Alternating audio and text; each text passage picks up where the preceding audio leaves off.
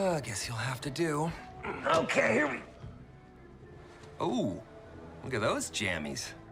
That only took 20 years. Hello everyone, my name is Omega the Real, or Make You Want to Keep It Short and Simple, and today we're going back to scripts because it was brought to my attention that my videos sound like shit. So, let's get more professional, shall we? Unnecessary exposition aside, let's take a look at the star of today's review, the Transformers Studio Series 114 Deluxe TF1 Megatron. Let's get started, shall we?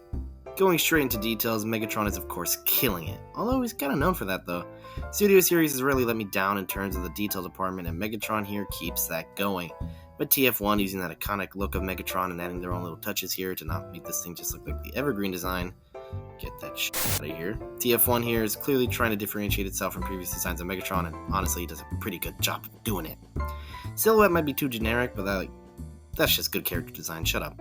He's pretty damn movie accurate, and as one of the only toys of this design, as of right now, he does a pretty damn good of replicating his on-screen look. Although girl here is all legs, like what the f*** are you strutting on? If I were to complain about something here though, it'd definitely be this backpack, and not for the reason you think. Megatron and D16, if you really want to get technical, have this backpack in the film, so it's not inaccurate, it just pops off. And from what I've been able to gather, it's like this so it's easier to manage the clearances when transforming him and to replicate a scene in the final battle where Prime rips his tank blower off and smacks him with it. I'm pretty sure I'm allowed to talk about that, right? It's on digital at this point. So if that's the reason this thing pops off, then I suppose it's fine. It's more parts forming than anything, which would imply it'd be something I talk about during my transformation segment, but since it's part of his design, I'm just going to bring it up now. This is my review, damn it. Paint. What could be said about paint that's different from the points I brought up for details? Oh yeah, it's not that accurate. In the film, Megatron is a pretty reflective silver color as both Megs and D, and Studio Series just decides he should be a tan gray. Paint's always been a hit or miss for the Studio Series line, and unfortunately it's going to be another miss for TF1. I understand you obviously cannot make a full reflective paint toy without the risk of chipping, but can we stop using these tans for the TF1 figures? I know the next few toys really only have CAD images for their reviews and prototypes in a football commercial. I said reveals, not reviews, by the way. But it seems like they're already going away with these sandy tones, which, thank God, I was actually starting to get annoyed. Megs is slightly passable, but Prime is just unacceptable. Who greenlit the desert camo? To put it lightly, we could have done better, but before you keyboard warriors go typing away in the comments, I am aware of Prime's circumstance, that the colors they were given were a work in progress and actually wasn't the final look for Prime the movie. Which was also the exact same thing that happened with a lot of the Rise of the Beast toys. So, what was the lesson we learned here? Do better, Hasbro. Yeah, that's it. Time to get somewhat more positive for a bit after that whole tan fiasco. Articulation. Yeah, okay, Megatron does pass my trademarked Omega the Real articulation threshold exam by actually being a competently articulated toy, which unfortunately is something I cannot say for everyone. He's pretty damn fun to pose around, but back to my complaining, oh here we go, his shoulders don't offer the amount of range I really wanted out of this toy. Don't get me wrong, what we still have here is fantastic, it's just slightly under my expectations. Something that's inexcusable though is his left elbow. It's floppy as f***. Sure, I could easily fix this with the literal dozens of different options available online, but I shouldn't have to DIY my toys out of packaging. Unless it's a model kit, in which case we can let it slide. Shout out Blockies, these things are sick. Really sucks that he has these problems to begin with though, but if I really try and push his problems away to the side, just like I do with mine, he's still a very enjoyable experience. Overall, Hasbro should just really get their quality control up. Huh, you know, I'm starting to see a pattern here that everything wrong with this toy is Hasbro's fault and not mine. I'm sure that doesn't hide any overlooking hidden messages. If we survive this, I'm gonna kill you! I accept those terms. Accessories! Oh man, I'm gonna start whining again. Megatron comes with 4 accessories, 5 if you want to count as a removable backpack, which we are not doing here. And to start it off strong, we're gonna take a look at the wrong fusion cannon. Guys. This is not Megatron's fusion cannon. This is D16's fusion cannon. It's made abundantly clear in the movie after he gains Megatron as his spark. After very politely prescribing the jazz treatment set on Prime, from doing my own research and totally not looking on Twitter for 5 minutes, there's actually no excuse for this besides being the wrong fusion cannon. So to anyone out there who actually has more surface level knowledge than me, can you please just explain to me why Hasbro continues to mess up small things like this?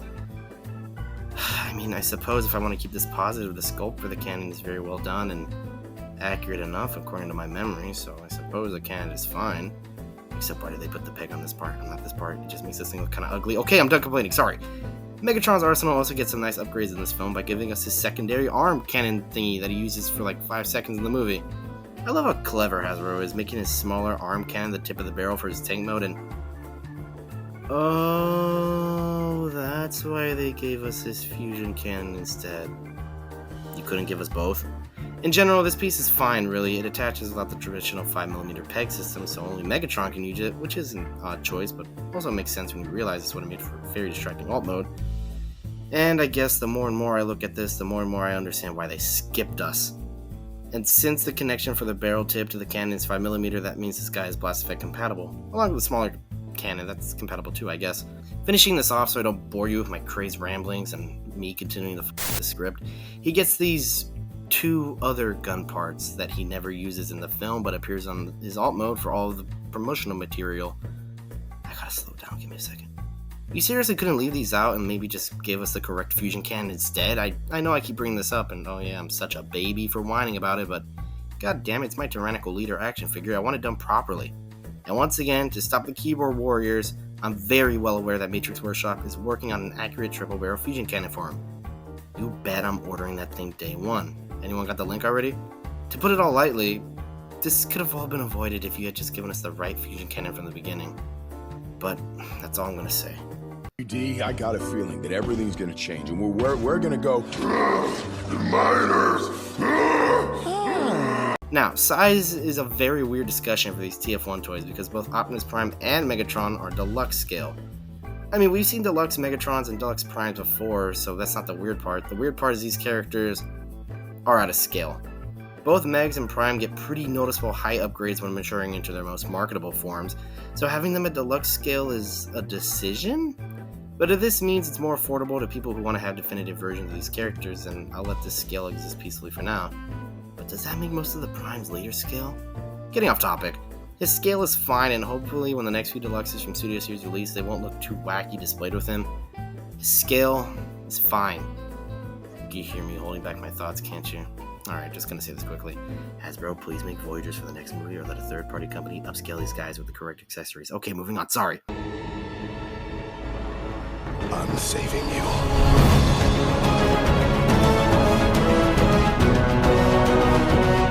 Transformation! I like it. Surprised I have nothing negative to say about this? Me too. His transformation is actually pretty fun despite being the 90th H-Tank Megatron we've gotten in the last like 5 years. He still manages to keep the concept fresh, using his hands as part of the treads and have his body twist and turn to give us his surprisingly accurate alt mode. I am loving this tank mode. He looks both incredible and he's accurate to the source material, so props to Hasbro for not dropping the bag on this one. Unfortunately, he doesn't have any functioning wheels. Damn it, we were this close to greatness, huh? Shortcomings aside, his tank mode looks fantastic and is definitely going to H-Tank Hall of Fame along with Siege and Armada Megatron. Beautiful, isn't it? Concluding thoughts. Not too bad, Hasbro. Of course, mainline Transformers are always going to be limited by budgets, that's no surprise, but at the deluxe scale, TF1 Megatron works surprisingly well here.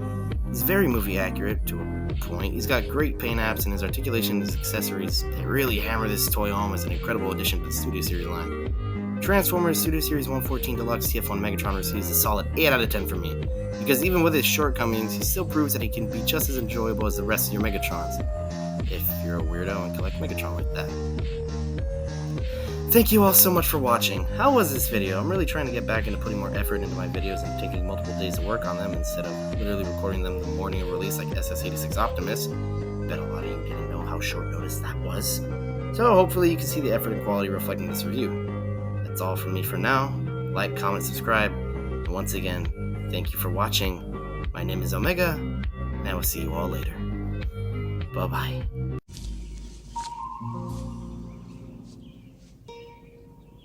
What the fuck is this piece of shit?